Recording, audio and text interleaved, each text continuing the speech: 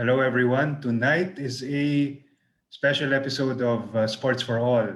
Here alone in our episode, we have 80 years of sports broadcasting and a vast experience of sports writing here on this episode. So, I don't think any of these gentlemen need any introduction. So, we'll just get right to it. So we have Bill Velasco here, we have Boyet Season, and Noel Zarate. Um, this year, due to a lack of on-ground sports events because of the pandemic, I noticed it's been challenging for sports broadcasters. And tonight, we're going to look at how they've circumvented or worked around this pandemic as an obstacle or as a problem in the field of sports broadcasting and sports writing. So I want to ask Bill, since March 2020, has it been challenging for sports broadcasting?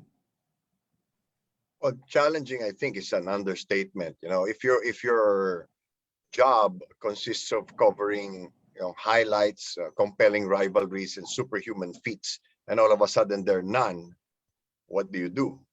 So what I've done is I've really boiled it down to the human aspect of it.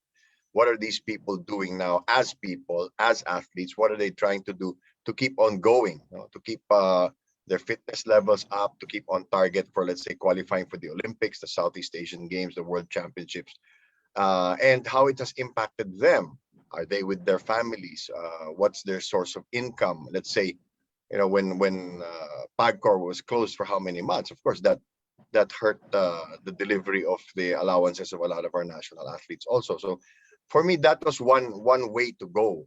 And as early as June, July, March, or rather August of last year, there were already some athletic competitions.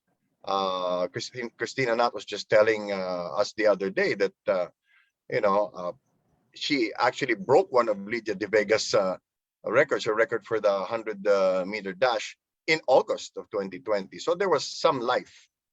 That's why I've commended the NBA and Major League Baseball for really defining initially how the bubble would be done, so that other people and other leagues would be able to simulate that or build upon it. But for us in our profession, the challenge really is to redefine ourselves, not based on highlights and statistics, but based on the people that we are covering and what is next for them. All right, thanks, Bill. Your thoughts, Boyet? Well, echoing Bill's sentiments, in the time wherein none of us in our lifetime have been able to experience anything like this, everything at this point is a very big question mark.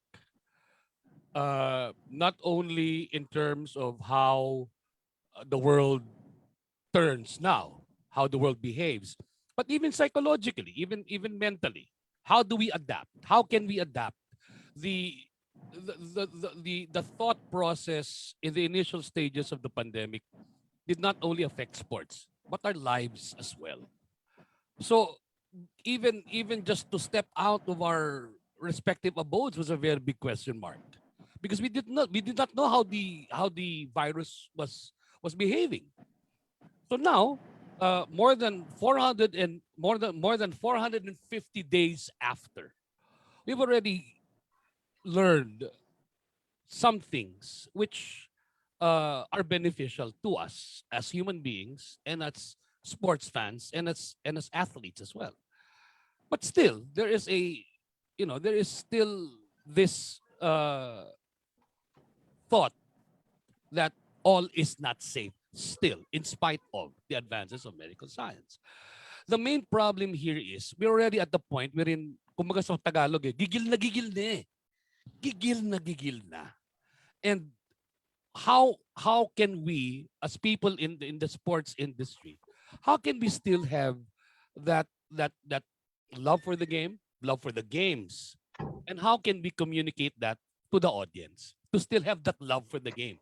Because some of them are already tuned out. They've tuned out because they have bigger things to think about. Their them being able to survive the pandemic, them being able to provide for their families, so on and so forth. But we should always have that drive to keep people interested in sports, and that is the bigger challenge. That's a very big challenge. So I totally agree with Bill as to the direction wherein everybody should be getting people to be still interested. Write about athletes as people. It's not just them, it's not just the stats, what they amass. Write about them as people because they are just like us. They might have more, they just have more talents than we do, but they're just like us. They're still just people who have a lot of problems, who think about so many things. And that might inspire a lot of us to take up sports. If we are not sports people, maybe now is the time to take it up, to take up a sport, because it will do us a lot of good physically, as what the doctors have been saying, to indulge more in physical activity so that we will not be affected, or to be more, uh, to be healthier as far as the virus is concerned. All right. Noel, you did the play-by-play for PSL beach volleyball earlier this year in February in Pasig, and obviously it wasn't at the venue itself. So, what's your take on this whole um, well, not challenge but obstacle for sports broadcasting? Well, it's actually trained us to become a little bit more innovative, if you will, learning how to broadcast off tube, off site, not only for volleyball but also for basketball. As we witnessed during the last PBA bubble, I was here. I'm still here in Clark right now. Bumalik na ako sa Clark for the FIBA Asia qualifiers, but I was also here last October to December for the PBA bubble. Pero lahat ng broadcast, all of them was done in either in Mandaluyong or in Novaliches. So there was no live broadcasting from the venue dito. And then it spilled over nga to the PSL. And now we're going to try to do this. So I guess the only part talaga that really sucked was when it started no March, before the NBA said that, hey, we can do this and we just do it as a bubble, di ba? And then the PBA followed suit noong October, na naging successful naman until December. Pero eto na naman yung stretch. I mean, we're lucky to have something in February, but here's the stretch again. Going into June, or we're already in June, na wala pa ring sports na consistent. It depends on what the IATF says. So I guess it's really taught us all to become very creative, creating our own shows online, as Mr. Brian Yalong, the Godfather, is very prolific at yung paggagawa ng mga shows online. All of us have our online presence. At least we keep in touch with the people that we service as broadcasters. So I think na it's taught us, I think the answer to the question you had was, this pandemic actually has taught us to become more innovative in still trying to be relevant, pero at the same time, be just sharp pa rin, just in case that we are called to do sports all over again. And I think it's starting already this second half of the year. Thanks, Noel. Bill, back to you. Boyet mentioned writing and sports writing shifting now more on. Boyet mentioned something about the human side, about the human side of sports. So, as a sports columnist for a major newspaper, have you had to make that shift? Was that have you had to make that shift? Have you had to be innovative or creative with what to talk about, what to write about? Well, Vince, actually, I've always been involved more deeply with the human side of sports. I'm not really a stats guy. I'm not really, I'm not going to rattle off the numbers and all of that. It's more of what the person went through to get to that stage, what they're going through, and the sacrifices they've made. And also, I've been tackling a lot of issues concerning the athletes, let's say, who are going to the Olympics. What will their calendar really look like? Like now, we have some athletes who are still trying to catch the last bus to Tokyo. No, I did a couple of columns on how ungrateful Yumir Marshall has been to the Philippine Sports Commission, because he's thanked everybody except them. Apparently, he's been misinformed about where his allowance actually comes from, and the fact that the law states they are not actually required to give athletes allowances, just incentives and rewards. So Also, I've done a lot of historical stuff and connecting it to the present. So that's basically the thrust, you know. Syempre, tao rin yan, you know, as Boyet mentioned. Kukumustahin natin sila. How are they? Where are they headed now? For example, Eric Cray has had to hold down a job, support his family. Facilities were closed for the longest time. When Boyd interviewed Christina Nutt, she said she spent a whole year training on grass because all the gyms were closed, and there's just a park near her place in Florida where she could run, and then all of those things, not to adapt. But on the other side of the spectrum, it also broadens your perspective because when I hosted the sports summit for the Games and Amusements Board last December, we learned that the two sports that exploded during the pandemics are chess and esports. No? At the total opposite ends of the spectrum, I think chessboards sales went up by 500%, and esports, of course, more people got into it. So, as a writer, you have to also dig into that, get involved in that. You can't just, you know, box yourself in and hindi, ito lang ako eh. Or basketball, boxing, etc. lang ako, or I'm just combat sports. No, hindi na pwede yon kasi wala ka isusulat talaga. So, plus, you know, having co-written a book with Kinito Henson already put me in touch with a lot of these athletes in the first place. So one of the first people I called was Eugene Torre. He was the first chess player granted a professional license by the Games and Amusements Board. So umandar pa rin ang sports kahit papaano. No? It may have limped along.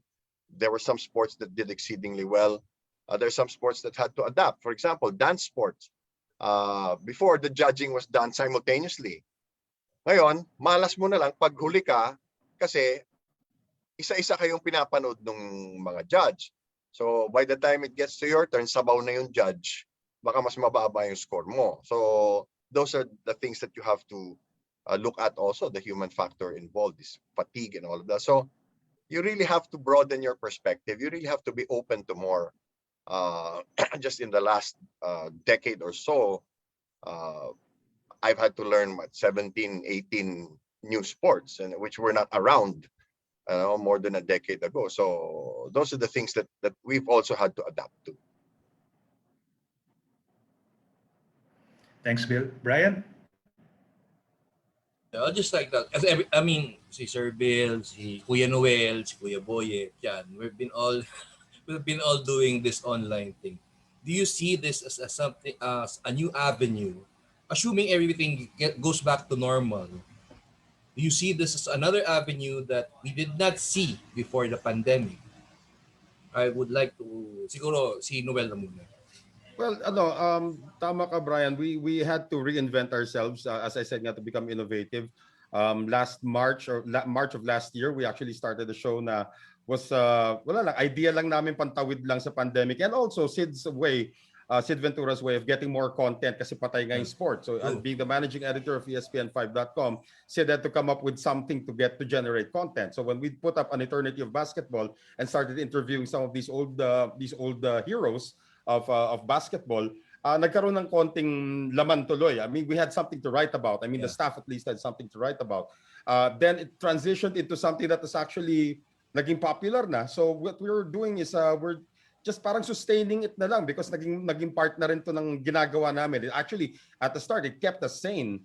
Because di ba, wala kang kino-cover na sports, you're a sportscaster, and then especially in my case, Sid and Charlie have day jobs. Ako talaga wala.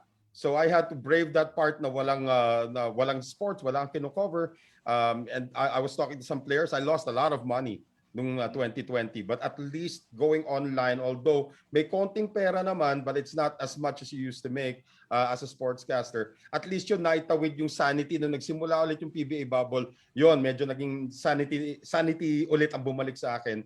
And then now, when sports is starting to come up, and I think golf is making a really loud splash, especially just a few days ago with Yuka Saso. But yun na nga, with sports coming back ngayon, hindi naman pwedeng takasan mo na yung online presence mo because bumabalik na mainstream. I think that's one of the things that was born out of the pandemic, is that you suddenly gained an online presence that you now nurture, and then you want to carry it forward kahit na bumalik na mainstream sports.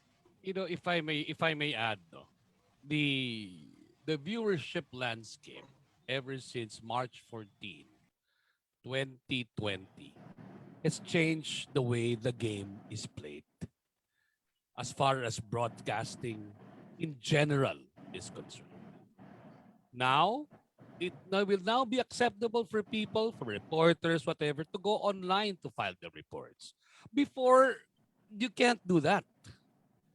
Now it will be acceptable. Why? It is still the quality of the content that is important. Because at the end of the day, that is what is important. It is not what particular platform you use, whether it's a live satellite feed, whatever. Hindi na eh. Ano ba yung laman ng binabalita mo? Kasi kung sabi nga namin, and I don't know if Vince knows this, in broadcasting parlance, Vince, pero kaming tawag na SS. I cannot say that on this program because it will...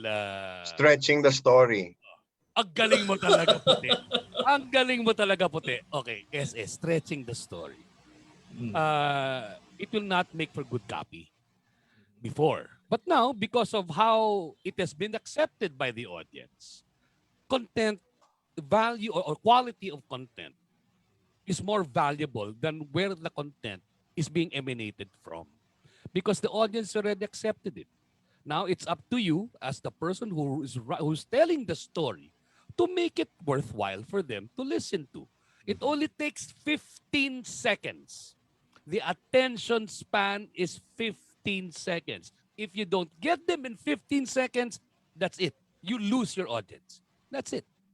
So the moment you get on cam, the moment you start the story, whether it be on camera or while or well, if you're writing it down, the first 15 seconds that your audience is reading it or watching it is very important. If you don't get your attention, then that's it.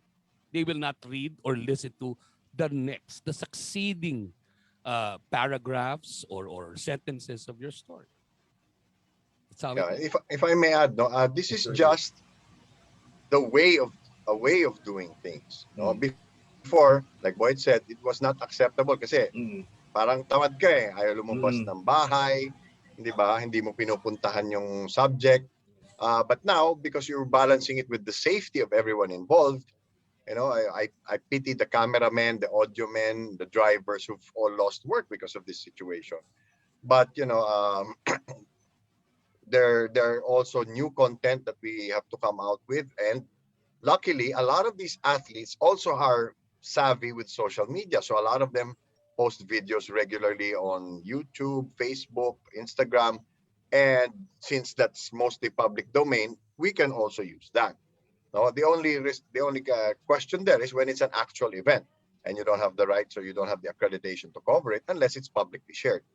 No, so like for example, the Asian weightlifting championships, you know, that was publicly shared. So no Pwede. restrictions, and you can use it in your news. You can use it in features that you're talking about Heidelin Diaz, the Philippine weightlifting team, and all of that. So, but in other words, this just made it acceptable to do things this way, by remote control. And for me initially, I was really very resistant to it because you know, parang ano eh, parang naninibago ako eh. In 35 years, I've never done it this way. Kasi matanda ka na, Bill.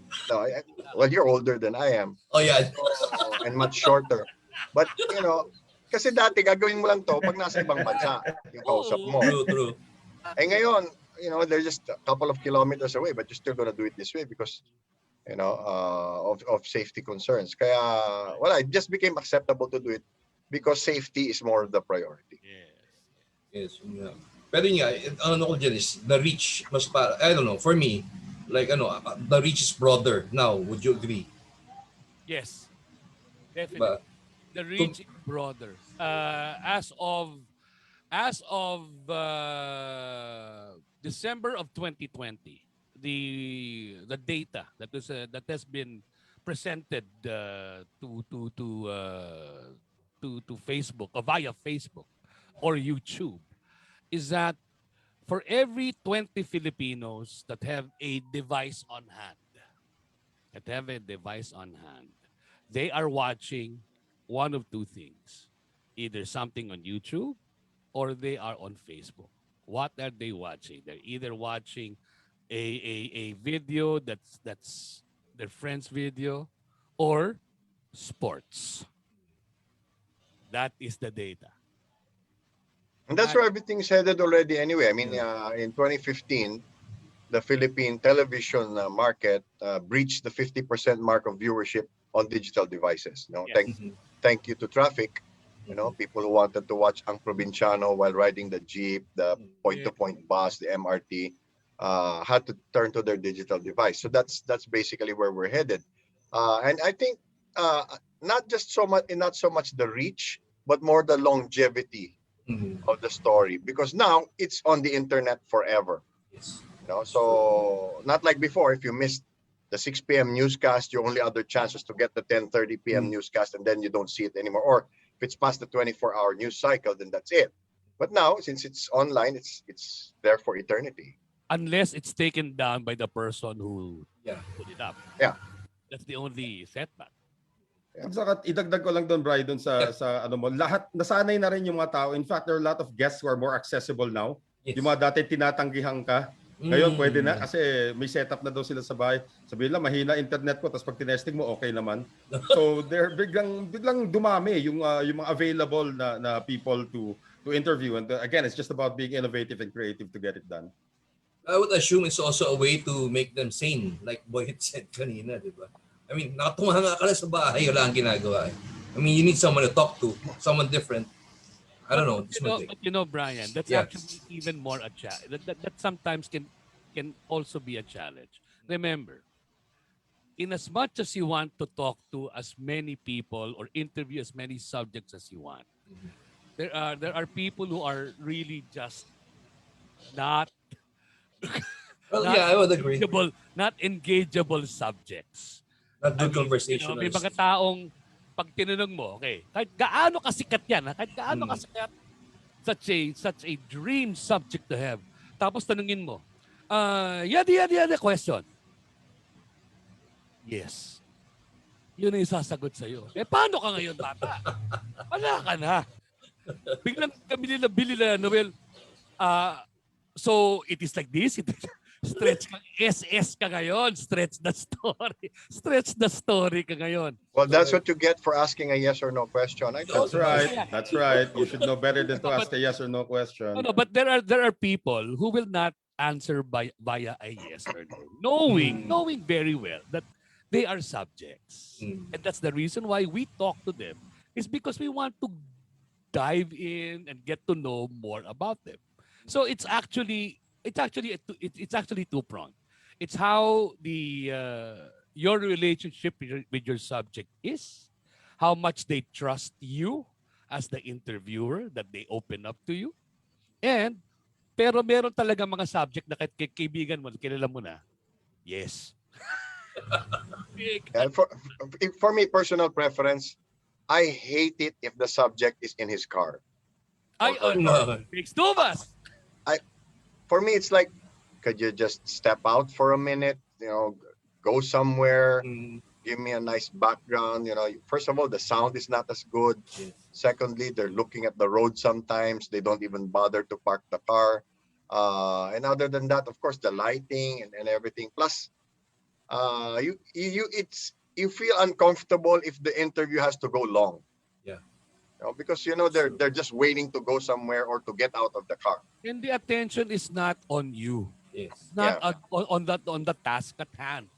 So for me, that's probably the new lower limit for me. Na wag naman yung, of course, you wouldn't interview somebody sitting on the toilet, but other than that, sitting in their car for me it's kind of distasteful.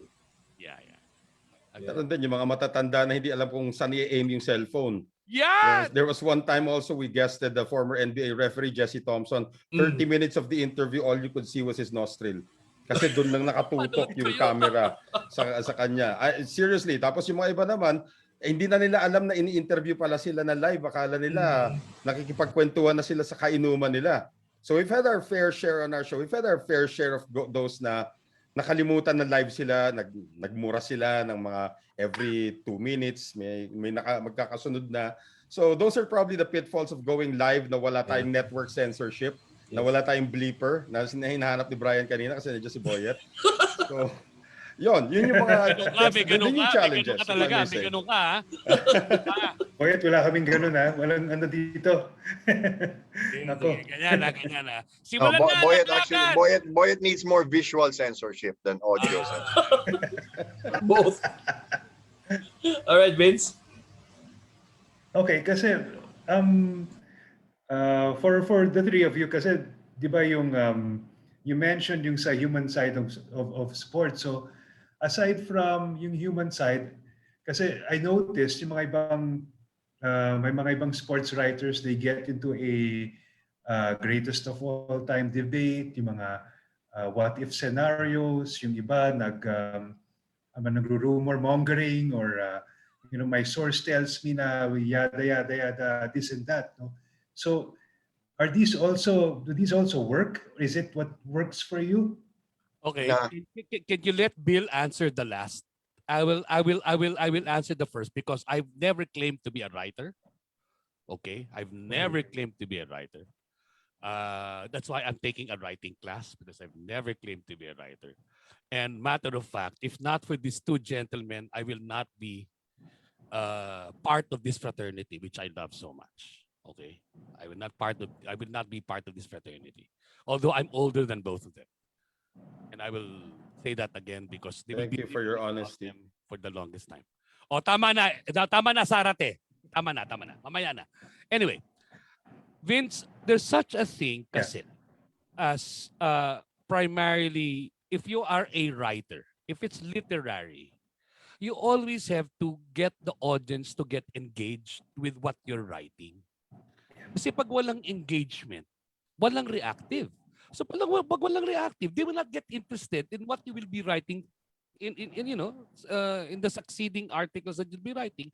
Wala kang conflict eh. So you have to engage them. There should be engagement.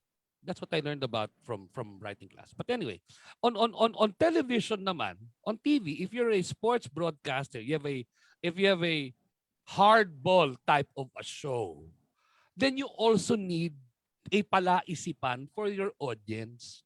You debate amongst yourselves, you as host, you have conflict as well. But you have things to agree on. But yes, you still have to have conflict. Conflict that will lead to discussion points. And then the audience will also engage you, will join in that conversation. So that conversation expands and grows bigger. And that expands your audience, whether it be on television or on when you're a writer, because it doesn't make for good copy if you and your audience just agrees on everything. Wala, boring ka. Kailangan may conflict, kailangan may points of discussion, kailangan may points of, at the very least, okay, there's something that we both disagree on, yes, but maybe somewhere we can agree to disagree, but then again, there are points that we will agree on in spite of certain elements that we are disagreeing on as well. It's something that makes it interesting. It has to be interesting. Ganun lang yun. Gentlemen? Well, go ahead, Bill. Go ahead. Ako, if it's unconfirmed, if it's chismis, if it's not attributed to anybody, I don't even bother with it.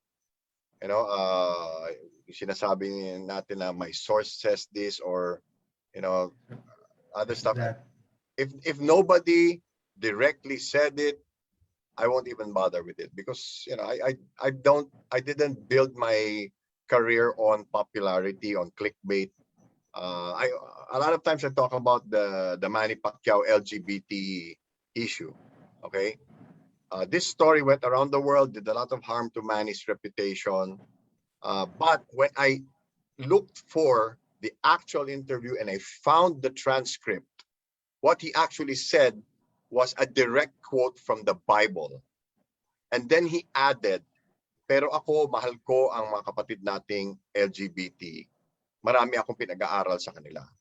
That part was conveniently edited out by whoever that cursed reporter was from that TV network. and it was done with malicious intent or extreme stupidity. No, this it's only one or the other. You either did it on purpose to get ratings or to hurt the person's reputation, or you didn't know what the hell you were doing. You know, or it's like it was soon followed by the Ronda Rousey HIV story, no, which people are saying came from the ex-wife of her boyfriend, who's also an MMA fighter. Blah blah blah. They're in the middle of a messy divorce, but again, nobody bothered to check. Even the American broadcasters who carried the story, nobody bothered to check, to look at the raw file, to look at the transcript of the interview. Ako lang, and I found out that he was really savaged because of that. In other words, he was saying something good, but they cut it to make him look bad, to make it look like he was saying that when he was actually quoting the Bible. I just want to add to yung stretching the story, and hindi naman sa rumor mongering or anything like that, pero yung paggawa ng greatest hits, paggawa ng mga greatest hits tuloy, naging music, yung mga greatest of all time, di ba? It's kanya-kanyang version yan eh. I mean, it's so hard to start a conflict and sensationalize a greatest of all time when there's going to be so many versions of it, and at the end of the day, what's it for, di ba? You stirred up the pot, what's the end result for stirring up the pot? Wala lang, para lang sumikat ka. And I'm another person who doesn't really believe in starting something para lang sumikat ka. So stretching the story in a good way is good during the pandemic, when you have to be very, very resourceful and creative. Pero just stirring the pot for the sake of stirring the pot is something that I'm also not a fan of. Stirring the pot, if I may add, this penchant for stirring the pot has been started by people who actually want to get into the mainstream of the business. Diba? If you notice, Vince, Brian, none of our colleagues who are already in the mainstream actually go into conversations of that nature. Why? Because it's fruitless. There will always be opinions. Yes. And we respect opinion. Yes. But for us to actually go head to head with somebody who will not agree on my opinion, on what I feel, on what I believe in, is a waste of time. That's my opinion. Now, you want me to respect yours? Respect mine. That's it. Diba? Because your word is not law. Neither is ours. Unless we are doing a reportage and we're basing it on fact. Then that's it. Di ba? Yun lang yun. Pero pag opinion sa opinion, ibang kwento yun eh. Iba yung opinion sa reportage. Di ba, Bill, Noel? If you're doing reportage, that's different. If you're doing an opinion piece, then that's another different story. Di ba? I find myself reminding more and more people on social media that the NBA existed before the 1990s. Yes. That there were good NBA players, very good NBA players before the 1990s, before Michael Jordan came along. Yes. Yep. True. Okay. So aside from the human side and all those other things we mentioned before, what other angles are we, will also not really work, but what other angles will attract a reader, or if you're a sports broadcaster, what other angles will get you more mileage, exposure, attention? For me, I would probably think more of how get to know you eh. Yung iba kasi we've seen these people on the court, we've seen these people as high performers in their field of athletics, yung sa mga sports nila, pero yung getting to know you more as a human being. Ito ngayon, pare-pareho tayo nakakulong dahil sa pandemya. So let's talk about you, mga ganon. And that's worked for a lot of shows, not only AEOB, but a lot of other shows na talagang naging guest heavy yung kanilang pag-broadcast or sa kanilang paghatid, just getting to know you more because it comes from the person itself. So hindi na to fabricated, ito na talaga. Like today we had Eric Altamirano on our show, and surprised to know so much that we didn't know about Eric Altamirano, what we didn't know about UP, what we didn't know about yung time niya sa PBA. Yung tipong akala mo alam mo na lahat about Eric Altamirano because he's been a friend of ours for a very long time. Pero ang dami pa rin lumabas na pati kami, nagulat din kami. So I guess that part works out, yung getting to know you. I'm sure there's more to that. Well, ako personally, because I came from a news background, I feel that we have also a moral obligation to keep stories from getting swept under the rug. So I've hammered away at the story of that $1 million cauldron, all the money that was supposed to be returned to the PSC after the 2019 SEA Games, which has also been conveniently forgotten. The COA was having trouble closing books, but the government is going after these people, and then the pandemic hit. So these are also the things that we have to keep going. We have to keep reminding the people na teka lang, hindi pa tapos to. Yes. This issue has not been forgotten, and also to remind the athletes themselves, that to be a little more understanding. Let's go back to the Irish Magno posting on her social media account na nalulungkot siya, inisip niya yung pamilya niya. Well, your NSA took you to a place where you had to be quarantined and lost 2 weeks of training, and therefore you have nothing to do but think about your family. And the funny thing was, that week that she wrote that was when their allowances were released, and she was complaining about mainly the allowances. So she took the social media post down, but siyempre kumalat na istorya. Kaya paalala lang na, again, the law does not require them to give you allowances, and your NSA should do a better job of explaining this to you. And let's not compare the roles of the two because they're delineations to that. So our job is to really clarify things for people. Now, in the case of, for example, the NBA, what was their bubble like? The players had to be tested every day. One player forgets to get tested today, he cannot play tomorrow, and all of those things. So for us, that was the challenge initially. Now the challenge is for finding a place, because we have a regular TV show. We're finding a place where we can shoot. Because ako gusto ko talaga makapag-shoot ulit. Diba? Pero syempre mahirap din yon. You'd have to look for a private gym or a venue where the owner is a friend of yours and will allow you and maybe 1 or 2 other people to come in. So it's very challenging. So now it's a cheaper and safer way to do things. Yes. The means by which people in our business now do our jobs. Yes, admittedly, yeah, we know how to do it, but the dynamics by which we are performing it now is totally different. More so that, well, I don't know if Noel and Bill will agree with you on this. It makes it doubly hard because now we have to contend with the so-called journalists that they call themselves to be on social media.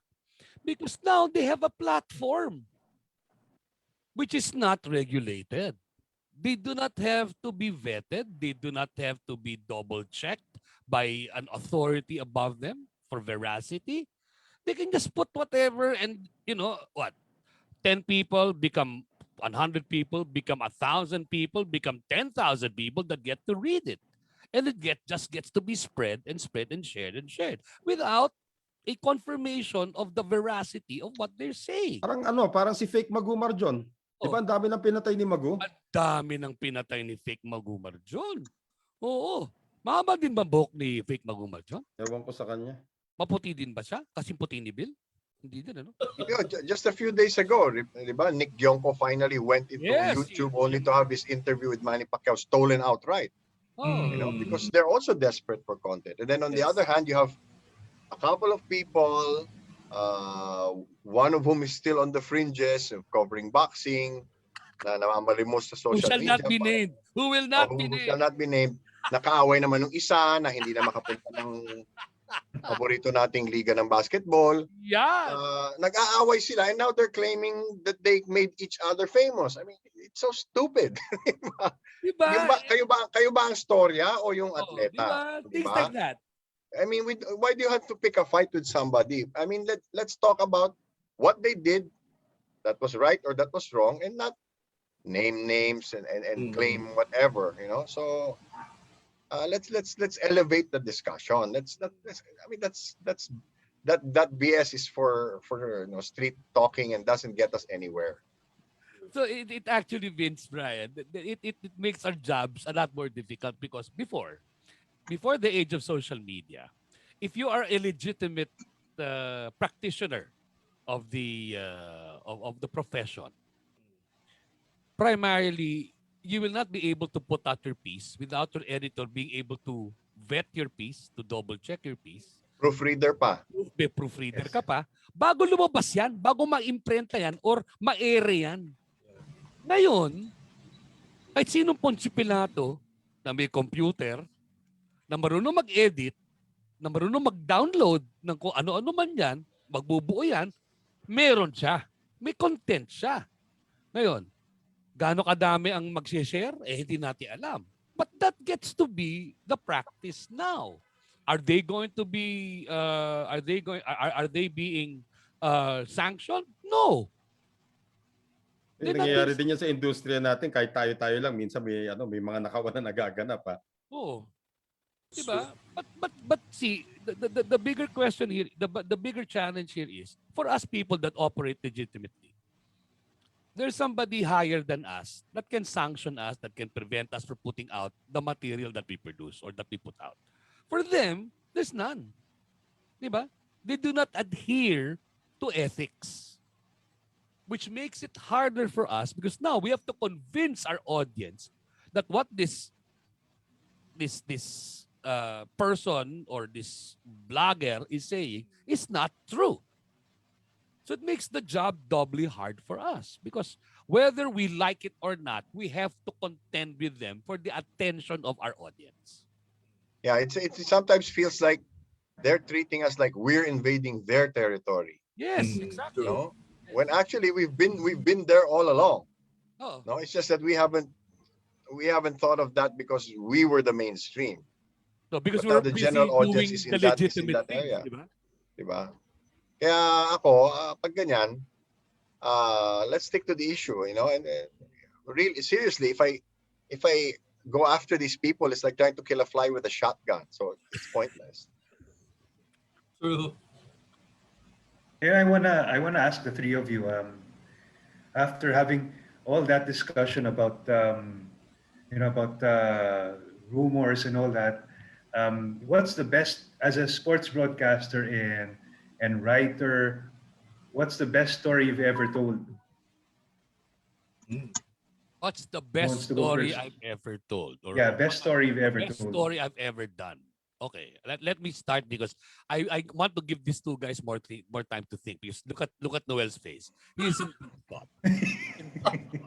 Nagkabot na lang ako. No. The reason why you know why I have to give Bill and Noel more time because they've covered much more than I have. And I still have, one very vivid memory to this day that still resonates in my head.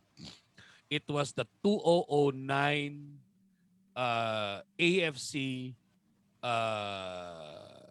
Cup match between the Philippines and Vietnam?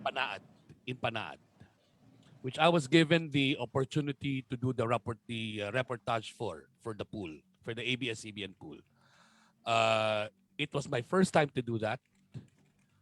And I had to fly to Bacolod, which I love because I'm from there. So it was Yan ba yung profile picture mo? Yon mismo. Diba? Yun. Payat pa ako nun, Brad. Na nabasag, ito yung trivia doon. Nabasag yung salamin ko. My glasses broke because we were perched up on a platform on our vantage point, and you would have to like climb from the ground to go up to the perch to be able to do the reportage. So one time, in one occasion that was going up and down, nahulog yung salamin, nabasag. Anyway, it was my first time to do that, and even went live on Hardball. Remember, Bill? After the match, I went Yeah.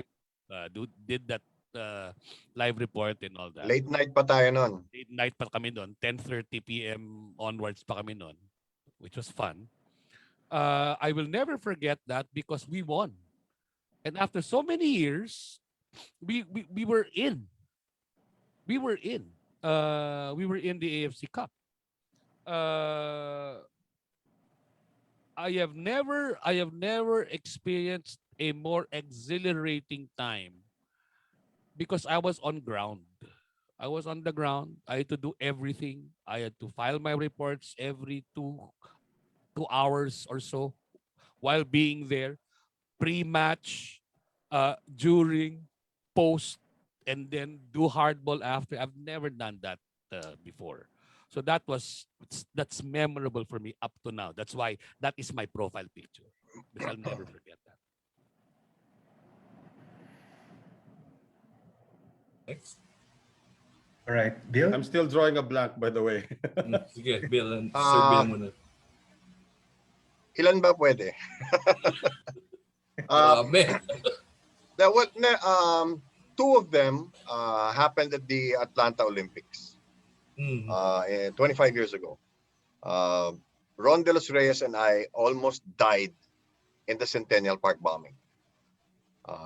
Okay, the story there was Channel 4 booked the hotel last minute, so we were 25 miles away, and Ron would finish boxing past midnight. I would finish the basketball at midnight because the dream team always played last, and I would end a 16-hour day with 2 basketball games by myself. So midway through the Olympics, I told Ron, we're in the biggest party in the world. Let's have one beer. So the International Broadcast Center, which is a convention center, was around the corner from the Omni, and it was beside CNN, and then Centennial Park was right behind all of that. To give, there were performances and everything to give people a chance to be in the Olympics if they didn't have tickets. So we go to the Budweiser tent. It's 12:30, almost 1, and they tell us they close at 1. So we had our one beer, and we couldn't even bring it out because there was an open container law. And we were walking through Centennial Park when there was an explosion. The ground shook. We were less than 100 feet away. So we actually reported that immediately. So that was about past 1 in the morning there, which was 1 in the afternoon here, or past 12 here. So that was one. I'll never forget that. The other one, frankly, was not broadcast, but it was one of my personal favorites. It was halftime of the gold medal game between Dream Team 3 and Vladi Divac and his gang. So sometime during the first quarter, there was an announcement at the Georgia Dome, and at halftime, His Excellency Juan Antonio Samaranch, the president of the International Olympic Committee, will make a special presentation. So we were all wondering, halftime, the game wasn't over yet. And it turned out that, from my vantage point, I could see down into the tunnels going to the dugout, and I saw a pudgy African-American man in a red t-shirt being carried up on a golf cart, and it was Muhammad Ali. And he was given a replacement medal for the one he allegedly threw into the river after winning the light heavyweight boxing gold medal in the Rome Olympics in 1960. So I was actually on my feet annotating that. And then the crowd started murmuring, and it got louder and louder, and it was Ali, Ali, Ali. And my goosebumps, and I was crying and everything. And they were showing commercials back here in the Philippines. So for me, that's the favorite. The other one would be maybe the 91 SEA Games. Again, men's basketball. We were cheated in 1989. and we won back the gold medal in Araneta Coliseum, and how that building withstood all that shouting and screaming, I will never know. Plus, my classmate Nonoy Chuatico was team captain, and he was point guard of that team with Johnny Abariento. So those are some of the stories that Bill, the Bill, sports Bill, stuff. Yeah. Bill, before, may archival footage ba na nakatago na nag-annotate ka nun? Yeah, Nung yeah, I see it on one of these websites. talaga meron? Yeah, Wow, yeah. nice. The footage did not age well, I will but yeah, I'm sure PTV Sayang. has footage of that. Has the Sayang. love library. to see that. I would love to see that. Diba? Yung sa Olympics hindi ko alam because I don't know if they saved all that. If they saved clean copies of the games, probably not. Alam mo, Vince, one thing, before the age of the internet and cell phones and all that, one of the things which the three of us agree on is that just so much that has been lost historically for us Sure, sure. sportscasters to even look back on now. Yeah. Because a lot of our media outfits did not see it fit to keep it for historical purposes. Because it's just sports. And looking back on it now, that will be that is such a wealth of material for not only sportscasters like us to look back on, but for people who want to get into the business to learn from. Teachable Seriously. moments. Mm. Kasi wala na eh. Ang makita na lang nila ngayon, yung mga nung may bigote na si Noel, nung mas maputi na si Bill, na mas less ang buhok, nung mahaba na yung buhok ko. But seriously, uh, I would love to see the old boxing footages of Herbito Salavaria, Romy Villaflor, the old Flash Elorde footages, the old Hyrule Haitulas, the old Sea Games, the old Asian Games footages, when the Philippines was not lagging behind, because that will serve as such an inspiration to not only our athletes but to our people as well. Because in the age of the internet and of replays already, ang nakita na lang nila ano na eh, the tail, maybe even just the tail end of when we were actually very competitive.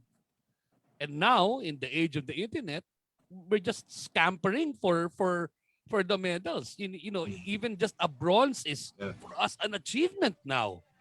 Yeah. Diba? So that for me is one of the things which I wish for. That's Yeah, all.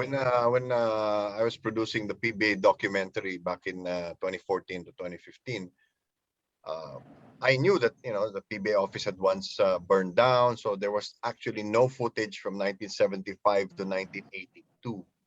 So imagine telling the whole Crispa Toyota story with newspaper clippings and photographs. But what saddened me even more was that there were gaping holes in the rest of the history of the PBA.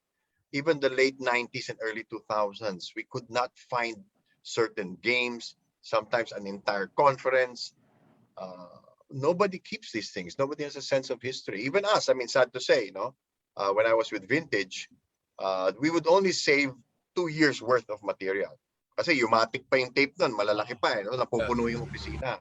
So by the third year, we would start erasing the tapes from the previous year. And then all the halftime features were on separate tapes. And if you recall also when the PBA office in Field Sports was padlocked, there were 4,000 tapes there. So I don't know if they were ever entirely recovered, what condition they're in, because there were storms, the roof leaked and all of that. So that for me is, even in my own case, I had over 330 episodes of the basketball show. I can't find them. And these were mini DV tapes already at that time, 2002 to 2008. So pati yun, masakit na hindi natin mapapanood uli yun, hindi natin makikita uli yun. Just to add to that, I also want historical archives of how sports broadcasting was even in the 1950s. Because during the 1950s, you're talking about voices like Willie Hernandez, Rick Tiero, who was doing baseball. Oh wow! If the kids these days would listen to people names like that, they'll be amazed as to how this gentlemen were calling the game. DZHP, Yes. Joe Without the Cantada, benefit of you video, you know, cannot see what was happening. But Rick Tiero, Willie Hernandez will be broadcasting these games, and you will close your eyes and you will be able to visualize what was happening. Seriously. These great broadcasters now do not have that legacy of being known by the kids now. Because they're not, sino ba yan? Malay ba namin? Hindi naman sikat yan. Hindi naman namin nakikita yan. But if they would have that patience to learn and know about them, writers like Tony Sidayaw, Gus Villanueva, who blazed that trail wherein Philippine sports was at its glory days. You would see the difference between how it was then and how it is now, and how good they were, and how good it can still be if people will have that sense of history, will have that patience to really learn about that history. yeah, personally, I've always envied Boyet and Noel because they got to do the PBA on radio. Mhm. When I entered Vintage back in 1990, hindi na kami pinagradyo. Prior to that, it was a requirement Gwapo that ka you kasi, do Brad, radio. Gwapo ka eh. Well, sabi din ng nanay ko. But you know, because for me, radio is a totally different craft. Mhm. No, but the downside of that is some of the guys who did radio and eventually did television were never told the difference. So, you know, but I've always wanted to do radio, which is why I've worked so hard to have my own. I worked so hard to have my own radio show before on DWIZ. I would never say no to DZMM because it's a different craft. It's something else that that's a different set of skills that will also help you in your career. So that's what I tell students. You don't watch 100 basketball games. Don't listen to 100 basketball games.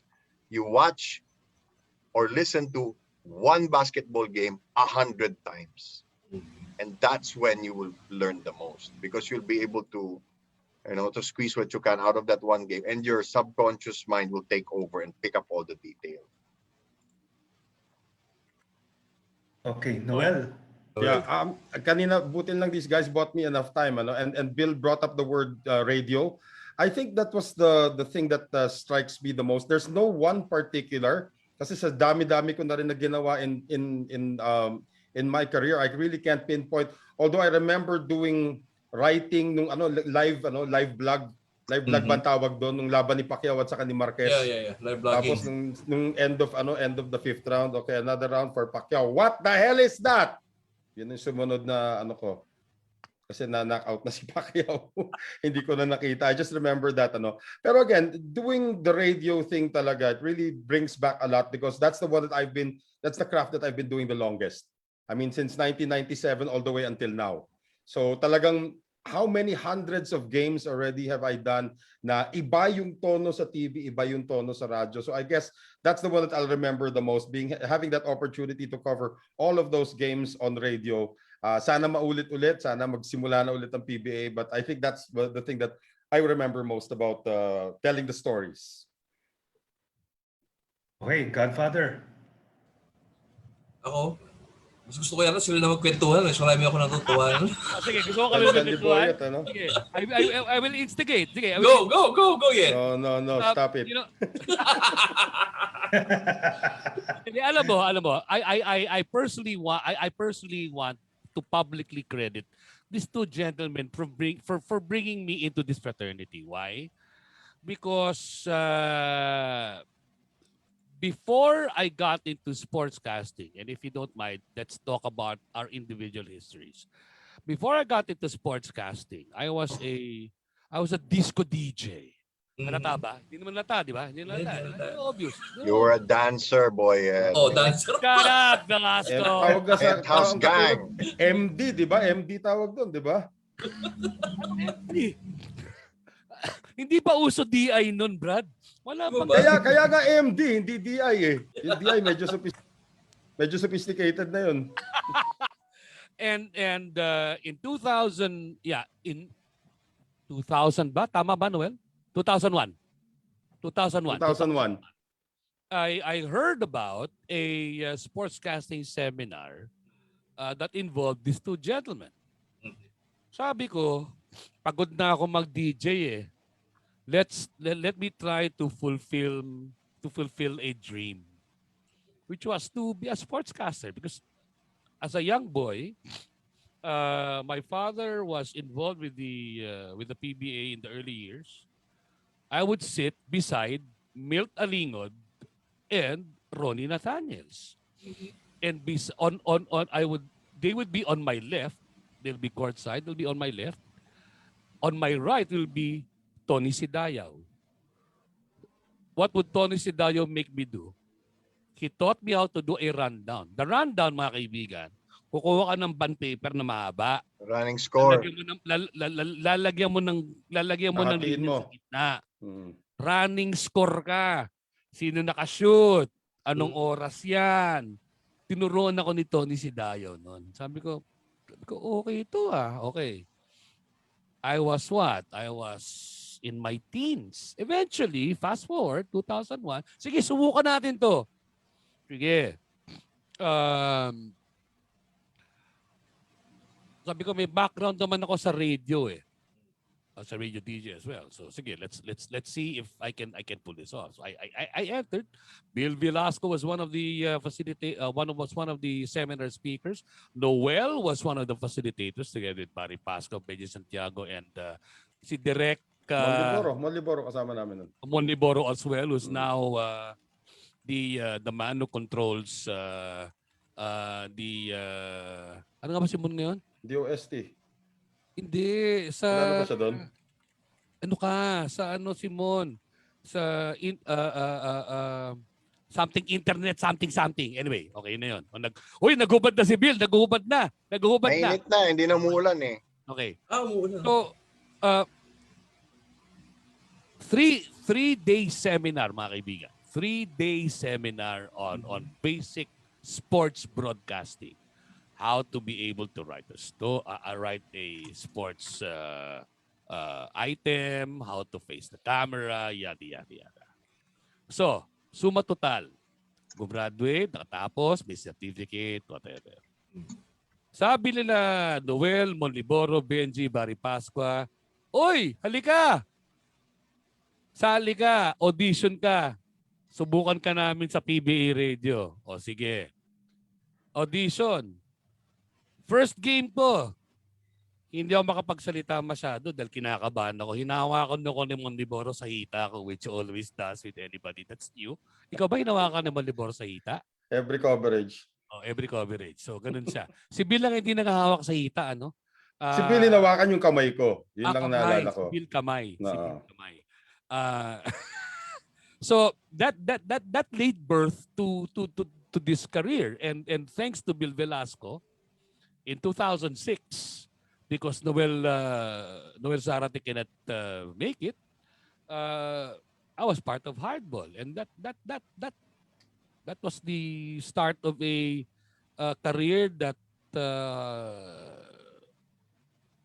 went on until 2019.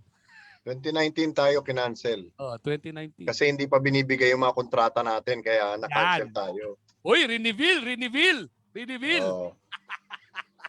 We were canceled in March because they still had not given us our contracts. That's why they were able to cancel us. Saan yun? Yeah, but just to correct that, Boyet, my original concept for Hardball was you, me, and Noel. But Noel, the week before, had just signed a very lucrative contract with Solar. Lucrative. A six-figure contract. Sobra ka. Na may tuldok, and it was in Antipolo, and then was moving to Antipolo, and therefore our executive producer, who shall not be named, Shall not be named. Okay. included a former friend of his to complete the trio. Are you So, getting all of this, Brian? Are you getting all of this? Are you getting all of this, bud? May recording naman tayo eh. Okay. Recorded lahat ito. short, bald guy, diva. You know what I'm talking about. Yeah. I actually worked with him for 2 years, so it's okay. No And he comment. knows it. And he knows it. Yeah. So that's the story of Hardball. Hmm. Yeah. Yung sa akin naman, I got started in the industry because of Bill Velasco. That's how simple it is, di ba? There was one time we had met in a seminar, tapos nagkwentuhan kami ng matagal, and then he gave me an opportunity that I should never have had, and I stayed in a job that I shouldn't have stayed in. And 27 years later, I've become broke because I'm a sportscaster. But si Bill Velasco po yung nagpasok sa akin sa industry. Thanks also to Charlie Fabis. Yes, Mm. yes. But Charlie Fabis can we also. can we tell everybody, Noel, that sportscasting was not your initial foray into the arts. It was Mas- actually music. Tama, mas mahaba pa buhok ko kay Boyet dati nung nagsimula ako. Oh. In fact, Bill and I wrote a song together. What year was Ayun. that, Bill? Was Yeah. it 97 or 96? Mga ganon? Gosh, I was still married, so I'm trying to forget that part. Ayun.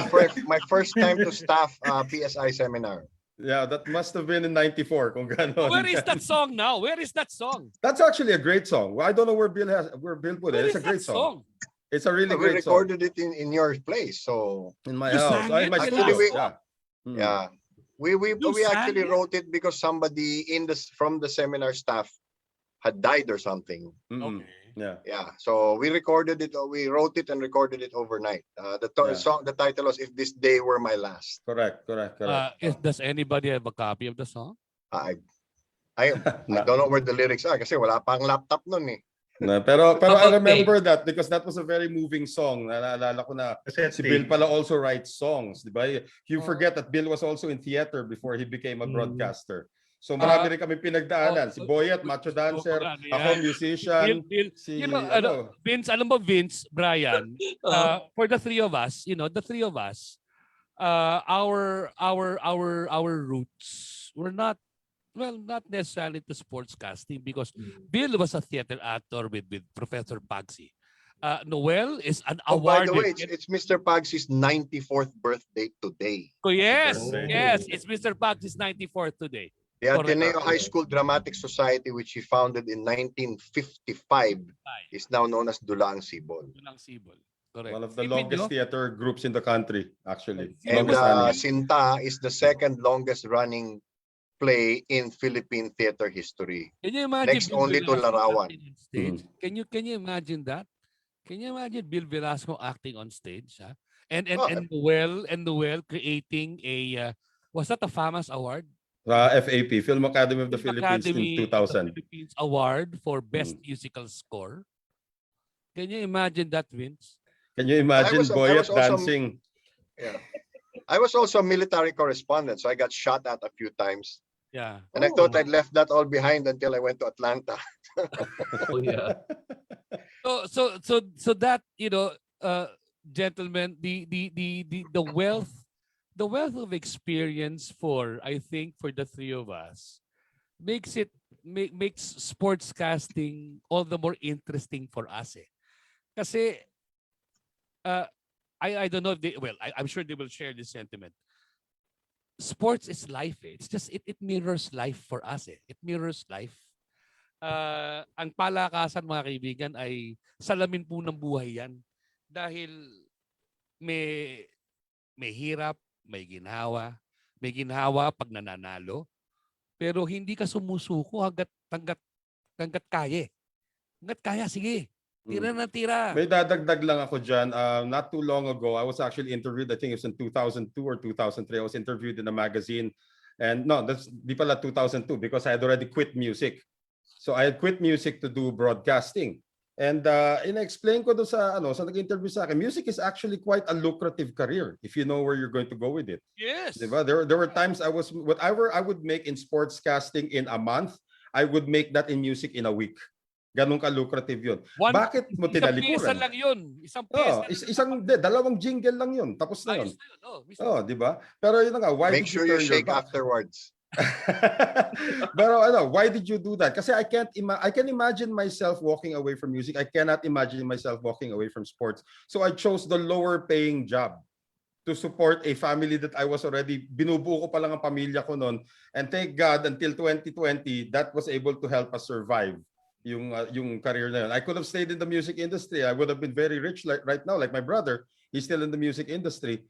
Pero I chose this. So live and die with sports. Till death do us part na kami ng sports ngayon. I just chose the one that I felt was more of the calling than music. Although pag election, nag-retire ako. Sa lahat ng tatakbo dyan, alam mo nyo na. Malapit na. Malapit-lapit na. Pagsalita naman natin si Brian tsaka si Vince, show nila to, di ba? Ay, sorry. Okay lang. Gusto ko nga yun. Okay lang. Kwento na lang kayo. Okay lang. Sabi ko na eh. Yun, Maraming natututunan. Sabi ko. Ay. Actually, madami nagko-comment. Sulit nga daw kasi kwento kayo eh. Usapan natin si Brian Yalong. Bakit ko na naman nasama dyan? Andiyan ba si Ray Hoble? Si Ray Hoble ba nandyan? Wala dito. Andiyan ba si Abak? Dito sa Clark, isa lang, media officer lang ang meron kami. Wala kaming media dito. We only have a media officer. Walang members of the media dito sa Clark. Si Carlo Pamintuan lang ang media namin dito. Si Carlo lang. Good luck, Carlo. Nandun sa kabilang room. Ito, sa likod ko. Andiyan si Carlo. Baka nakikinig. Kanta daw kayo, pinag-request. Hindi ko sabihin ko sino. Nasa music industry ako pero hindi ako mga awit.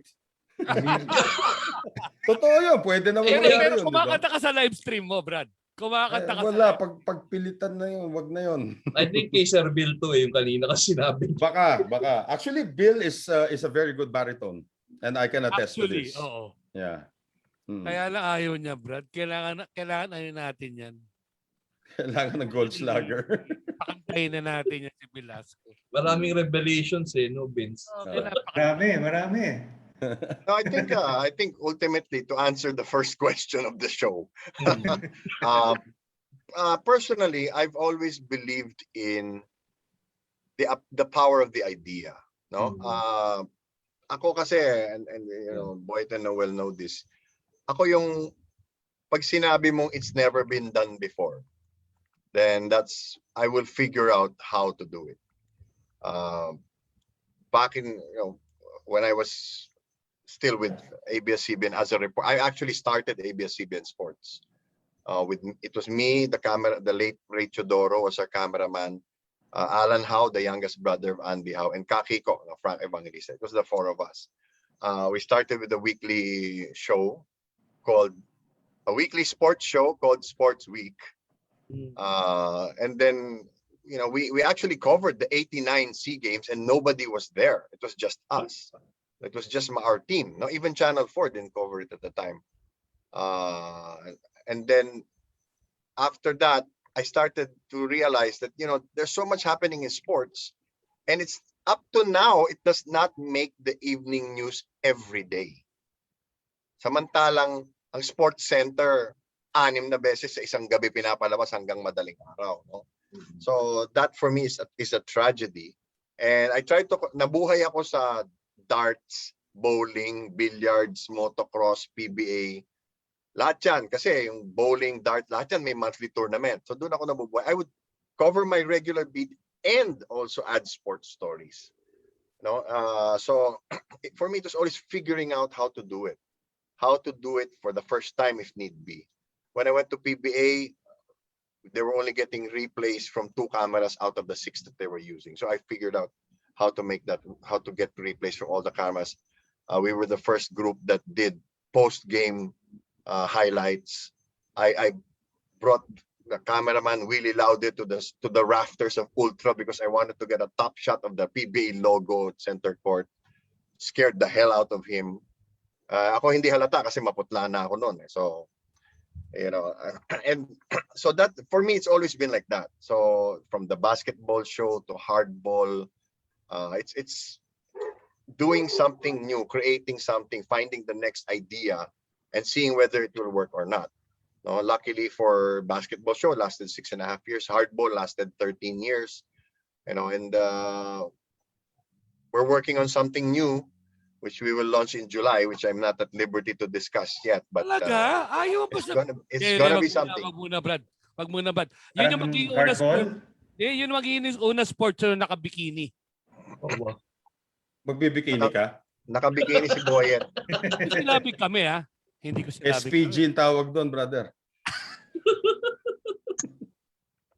Pero ano yun, kumbaga, it's the idea. It's Yeah. the idea that Yeah. that keeps it fresh for me.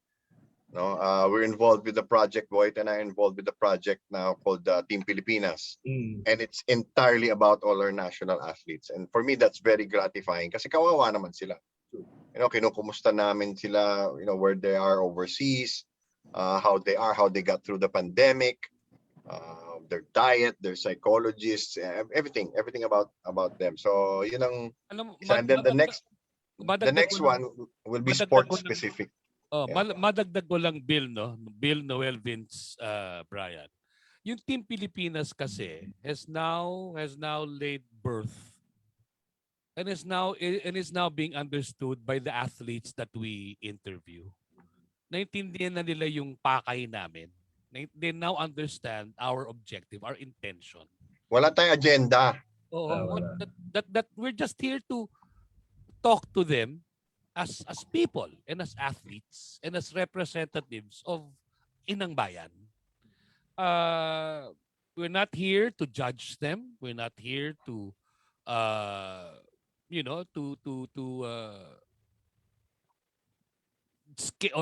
to see how well or how poor they're doing. No. We're just here to talk to them because they are representatives of our country. They represent us. And that alone is something for us to cheer about and something for us to give them importance about. O Because tsaka they are isipin mo our- yung marinig mo yung mga miyembro ng wrestling team natin na sundalo, ang trabaho nila magbantay ng COVID patient. Yung iba 2 beses nang nagka-COVID. Malalakas lang talaga ang katawan kaya hindi nadadali. Yung mga ganon, tapos yung Heidelin Diaz was so depressed because 14 months she waited to get her last Olympic qualifier. Yung stuff like that. These are things people don't know. People don't realize the tremendous sacrifice. A lot of these Oh yes. a lot of these athletes, EJ Obiena, Kaloy Yulo, they were left where they were when the pandemic broke out. So they have not come home. Kasi Same thing with our karate team. Hindi na yata uuwi yung karate team natin. Hindi na, tuloy-tuloy na yun. Oh. Ang masakit ko minsan kasi nakita ng audience natin yung ibinabalita lang sa mainstream news, nanalo ba o natalo ba? Yun lang yung Yun tanong. yung punot dulo ng kwento eh. Hmm. Diba? Yun yung punot dulo ng kwento. Ngayon, para sa akin, para kay Bill, para kay Noel, and I think you, Brian, and you, Vince, share this sentiment. That's not the be all and end all of the story of our athletes. Eh. It's not the be all and end all of the story of our athletes. They're people. Had we been as talented and as skilled as them, I don't think we would want that to just be the story. We want our people to know more about them, the trials and tribulations, the sacrifices that go into waking up at 3 o'clock, 4 o'clock in the morning to train, eating your meal after the first hours of training, taking a 1-hour break, training again for 2 to 3 hours, having lunch, having a siesta for another hour, and then going back to training. For an office worker, you go to the office at 8, you don't lift anything heavy, you don't necessarily physically strain yourself that much. But for these people, they're doing this without a salary, quote unquote. They get an allowance, but they do not get what we term as a salary. And yet, we do not give them the importance that they truly deserve. So From Vince tsaka Brian, what do you have to say about sports broadcasting and sports writing in these unusual times? Brian, let's start with you. Ha? Ikaw muna, Ay- Brian. Ako? It's these three guys teach me. And I looked up to them. Oh, yun. Sige. How about you, Vince? There's nothing left unsaid. Sobra, Bill, sobra Boyet, din. and Noel have Covered have it. wrapped. No. Bill, Boyet, and Noel have wrapped everything in a gift and tied it up with a bow and just sent it away already. So Ran with it. Add to cart ba? Add to cart. Add to cart na. Check out na. add to cart. More than what we bargained for, Vince. I told Yeah. you. No, but before tayo tuluyan magpaalam, if we're already going in that direction, I just wanna ask everybody to support our national team sa basketball. They're Yeah. the young guys coming in right now, and there's a lot of pressure on them because we haven't played Korea yet, and Korea is coming in with this guy named Raguna, who's in the lineup already right now. He used to play in the PBA as well, if I'm not mistaken. He might be in the lineup also. Yung sa atin lang, we just have to defeat Indonesia even if we lose to Korea twice. It doesn't matter. Pero the thing is, andito pa rin eh. This is like our opportunity to host an international event for the first time in a long time. So let's just support our national team. Let's support the effort din ng ating samahang basketball ng Pilipinas dito sa Clark Bubble Part 2 yung ginagawa namin dito. And hopefully, everything works out as planned and we have a very successful staging of the FIBA Asia qualifiers dito. Vince? Well, but I want to ask you guys. I want to ask you guys. Do you think tuloy yung? I mean, you think postpone yung SEA Games? Oh, yeah. It's a good question. From No, what Noel? I know, and I'm sure Bill knows this also, is there are a few countries, I think 3 countries that said na wag ituloy, but there are 8 countries that say ituloy. Yes, 8 of the 11. Yeah, so tuloy pa rin yan. It's really strange to cancel an event that's still happening in November. Yung Olympics, yung talagang pinag-uusapan pa before na baka i-cancel, but apparently it's not gonna happen anymore. So I don't think the SEA Games will be canceled this year. And if it does happen, it's like talagang monumental. Kasi look at the calendar year next year, siksikan lahat yan. Asian Games. Oh, 2022, you got the Asian Games, you have the World Cup. Let me just add, and Bill can refute me on this. Let's explain the dynamics of this. When a Olympics or a Southeast Asian Games is awarded to a country, the situation is like this. Let's say in the Olympics, it's the IOC that awards, the host country, the staging, the hosting. The country cannot say, I will cancel. No. The final word is the IOC. Yeah. They have the final word.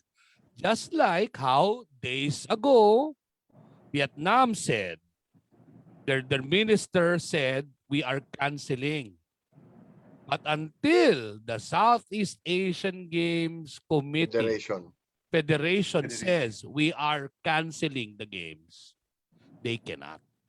Why? May repercussions yan. May penalties yan vis-a-vis the the Southeast Asian Games Federation, and in the Olympics, the IOC.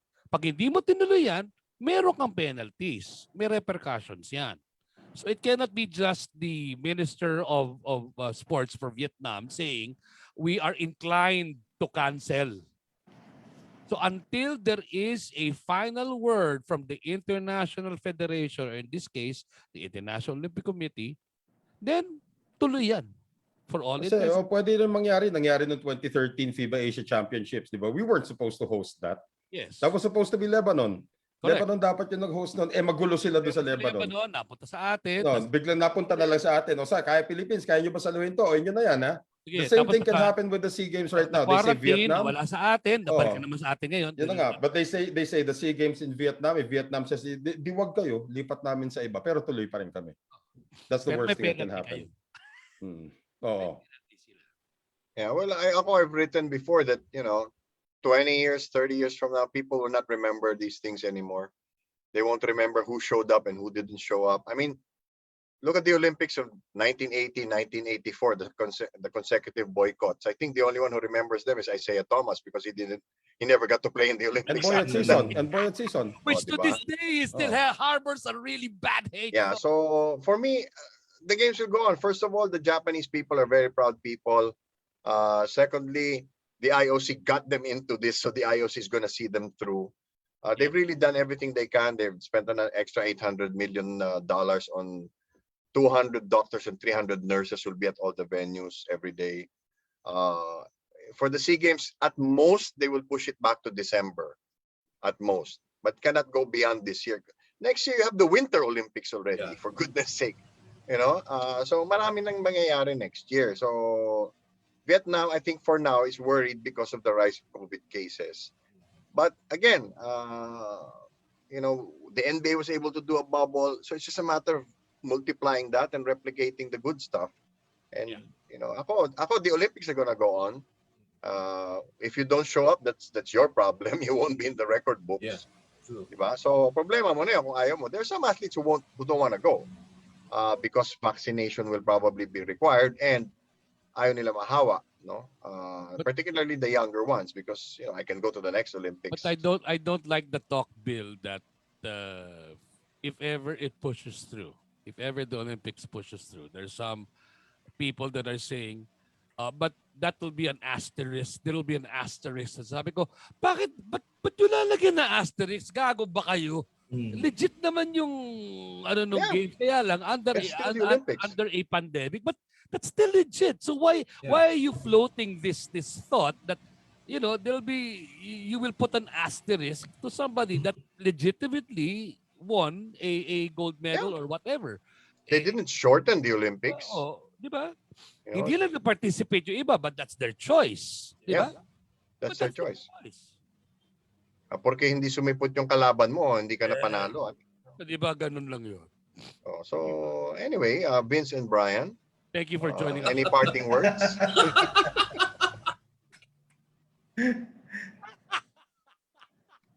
Oh, go ahead, Vince. I mean, after what's sports broadcasting gonna look like after this is all over, itong pandemic and sports writing?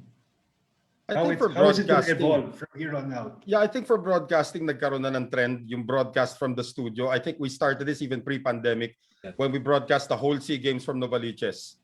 Walang broadcasters on site for the SEA Games dito sa Pilipinas, and it actually worked out pretty well. Walang siksikan, walang problema sa mga kable-kable, di ba? We're all doing it. Minsan nagkaka-blur lang ng konti pag pag masama yung feed, but I think that started it already na nasanay na kami doing it off tube. By the time the PBA bubble arrived, we were still doing it off tube. And I think most of the Olympics, if not all of the Olympics, will be done also off tube din dito sa Maynila, especially itong sa Pilipinas, especially itong parating na FIBA Asia qualifier. So I think that's the trend right now is broadcast. Hindi pa yata natin kaya because of the Internet of the Philippines, yung ginagawa nilang broadcast from home sa NBA na nakashoot na magbila ka 1, 2. Doon pala sila nagre-react. Pero maganda na yung internet connection nila, di ba? So I think now the trend is punta munang studio, dun muna kayo off-tube, wala muna pupunta sa venue, at least controlled environment. I think that's the first step in the evolution of broadcasting now. I think one of the things being considered for the Olympics is having robotic cameras. So what might happen is for a certain day, for a certain event, a certain number of journalists or broadcasters will be allowed. And then, or there will be a pool of robotic cameras and one will be assigned to you in case, parang presidential coverage. So RTVM can only supply so many cameras. Each network adds its own. Tapos pwede mong ibuton lahat. You can choose which angle to take it from. So I think that's one of the considerations. I attended the the workshop of the Agence France Presse about how to cover or how they plan to cover the Olympics, and yun yung isa sa mga pinag-usapan. But again, Tokyo's not said anything definite.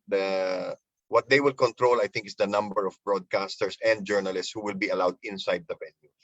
But Tokyo, Vince and Brian have already made the technological advances as far as viewpoints, visual viewpoints are concerned. Wherein, I mean, we all know how technologically superior Japan is as far as cameras are concerned, and they have already made provisions for as many visual camera points for the international broadcasters to be able to access, because we're not talking about the usual what for basketball, the usual 5 to 8 cam setup. Now they can now do 10.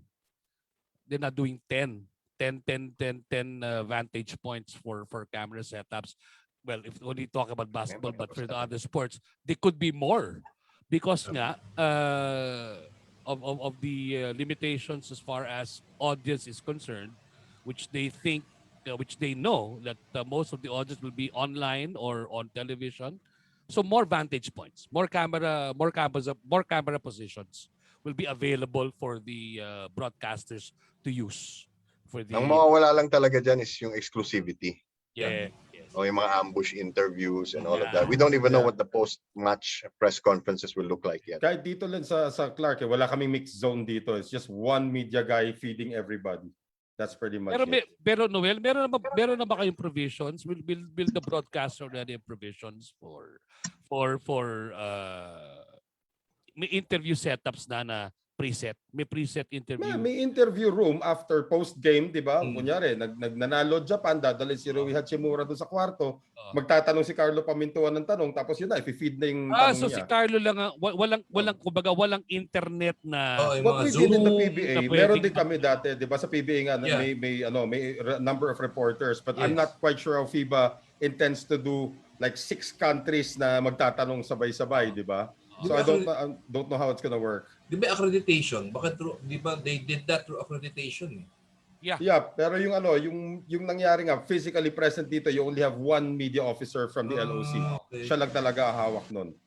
So yun I don't know how the kung questions are going media to be room, fed. we just don't know if the media room will be a Zoom media interview room wherein there will be accredited media on the Zoom chat that can interview the subject. I guess that's going to be taken up in the meeting tomorrow. Yeah, most likely. Di ba? That'll be good. That'll be interesting. Pero nga, wala pa rin exclusivity nga sabi ni Sir. Oh. Pareho pa rin susulat yun. Pareho pa rin susulat nyo. Kaya ano PBA, di ba? Dami nagtatanong, pero Oo. parang, di isa lang angulo nyo lahat. Oo nga. Sabay-sabay na. Hindi nyo na mawa one-on-one yan, di ba? Yun. Yun. Okay na ako, Brian. Ako okay na rin ako kanina pa. Nagutom na si Okay na Vince. ako. Ako di pa Kailangan ako, na niya okay, ako, may mag-midnight tanong snack. pa ako, may tanong pa ako. Looking forward, na Ganon. what did it? I think Nagigising mo lang, ano? ano ka kajajab ko lang ayun, no, may plan. Yeah, No, go Ano with. tanong, ano tanong? I think what would be a nice thing for us gentlemen to say is to close out the show is what would be our advice to aspiring people who want to join us in our fraternity. What would Sige, be the umpisa best mo. piece of advice to tell Mm. the younger generation who want to join our fraternity? What would be the best piece of advice? Sige, simulan mo. Start mo nga. Ikaw muna, Boyet. Ikaw yun. No, for me, number one. On that note, However, whereas, hindi, no, honestly, my piece of advice is this. Every day is a learning day. Treat every day as a day to learn. You don't know everything. No one knows everything. Not even the most brilliant person on this planet knows everything. So treat every day as a challenge. Treat every day as a day that you can learn something. And if you want to tread the path of sports broadcasting or sports writing, Let every day be a day for you to learn. Whether it be by reading, by talking to people like Bill or Noel. Wag na ako. Because it will be something that you will learn from and cherish for the rest of your life. And also, more importantly than learning something every day, always be kind. Be kind. Dadagdag ko lang dyan, may na-discover akong bagong way para mag-training as broadcaster. Mag-download ka ng game sa phone mo, tapos i-annotate mo under your breath. Magugulat ka kung gano'ng karaming esports practitioner bigla ang gumaling dahil kaka-ML nila, kinakausap nila sarili nila. Nung nag-workshop ako sa isang damukan na shoutcasters, ang gagaling na nila. Paano mo Kasi nagawa nauubusan yun? na hangin. Kasi nag-annotate sila habang naglalaro sila. So I guess that would be a really, really good way of doing it. With some of my students, I actually do a Simulation. PS4 dati PS4 ngayon PS5 na eh. PS4 simulation. Pupunta kami sa isang lugar, hayaan lang namin yung PS4 maglaro, tapos i-annotate nyo yan because you don't know what's gonna I don't happen know why next. Noel and his ilk love playing with themselves. I don't know. Ano? Huh? You know, you play video games by yourselves. Yourself? Let me just clear that. Yeah. Okay. So that's coming from a former MD, by the way. So that's my advice lang talaga. I mean, Boyet said a lot of nice things, and you can also just be a fan of all the sports, be a fan of some people who actually are sports broadcasters. Pero if you do that little thing na nagsasalita ka habang may ginagawa ka, kahit mukha kang baliw, might actually land you a job in this industry. But that's just me. Sir Bill. Okay, Bill? For me, if you want to be in sports broadcasting, just like in anything, be prepared for the hardship.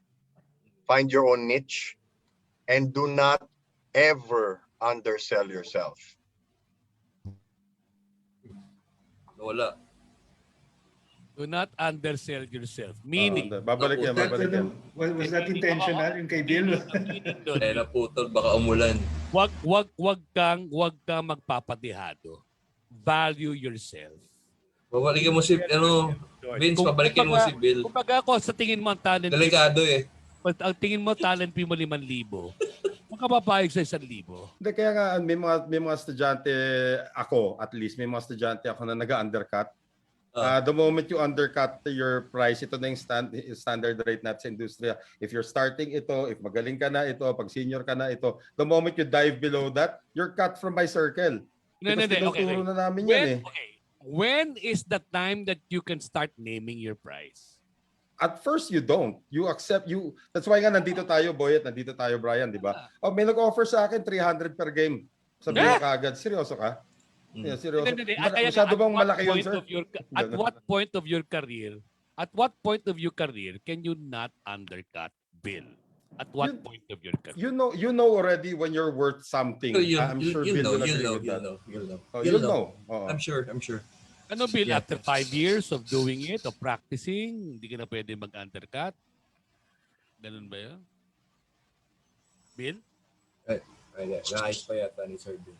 May background. Ano ba yun? Ano ba yung pinag-usapan nyo? Namatay na yung laptop ko eh. Hindi, we were taking from what you were saying. Do not undercut. Yeah. Do not undersell yourself. Tama. So at what point can you not undersell yourself? Because our problem is our industry is not regulated. So we don't really have contracts that are fair to everybody. We don't have job security. It's basically on a, practically per game basis. And this is one of the things I fought for when we were doing PBA with Vintage, that, we're being packaged to death. I'll pay you a fixed amount, but you cover as many games as I want you to cover. So that's one of the things that I tell people.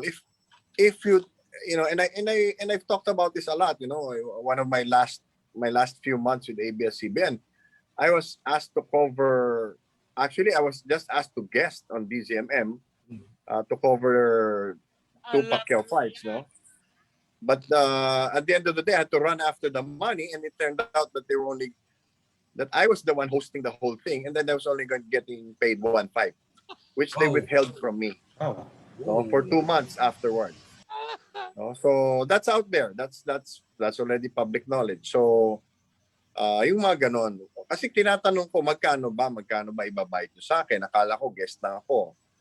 You know, and all of that. So that stuff still happens, and if it can happen to me, it can happen to anybody. So protect yourselves. If it's not, if you're gonna do it for quote unquote exposure, and you've been doing that for 5 years, then you must be doing something wrong. Mhm. So And- don't undersell yourself. And I will add to that, and don't think the rest of us will not find out. Mhm. We will find out. Yeah, That definitely. you are putting your rates lower to get the gig. We will find out. Your seniors will find out. Noel Alam mo na yan, knows. Brian. Alam mo na yan, di ba? May ilang beses na ginawa yung mga, actually sa batch ko, marami. Yung mga nag-undercut dyan. Pero sinasabihan ko sa'yo, sabihin mo nga dyan si kay ganito. Because nga, it's gonna set a bad precedent and it's going to Yeah. reflect on sino ba mga teacher niyan, sino ba mga ninuno niyan, di ba? It's not going to look good because we don't condone that kind of behavior. So, yun lang. Thank you. Okay. Well, ayan, on that note, we end another episode of Sports for All. Godfather, may ano ka? Final words? Okay. Well, I want to thank you, Bill, thank you for your time, Noel and Boyet. Thank you, gentlemen, for your time. It's been an honor having you on the program. Again, next Saturday, we have another episode of Sports for All. So long, everyone. Good night. Night, everybody. Night. Night. Right. Night. Thank you, Vince. Thank you, Brian. Thank you. It was fun.